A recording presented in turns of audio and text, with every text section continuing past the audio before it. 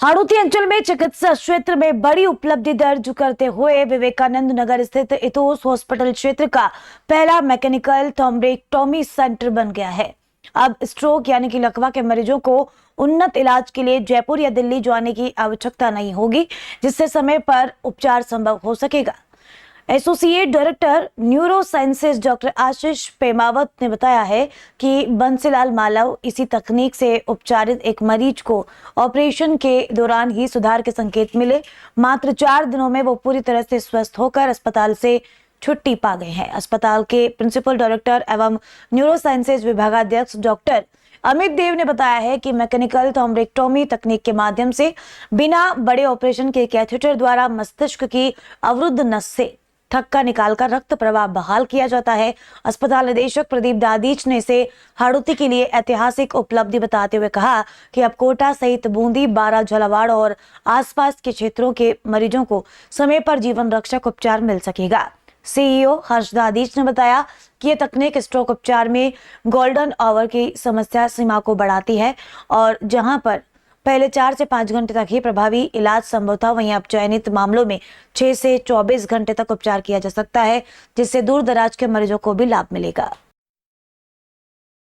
बंसीलाल जी, ग्राम कड़ैनौर, तहसील छबड़ा, जिला बारा, राजस्थान। क्या हुआ था आपने सर?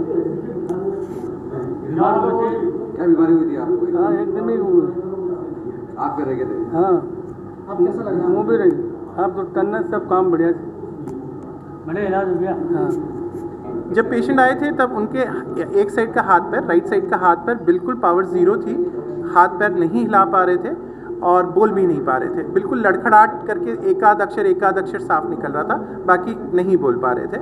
और अपन ने MRI कराया तो उसमें लार्ज वेसल ऑक्लूजन था, बड़ी वेसल बंद हो गई थी। तो डॉक्टर आशीष ने उसी समय इनको कैथ लैब में लेके उसमें से क्लॉट को निकाला।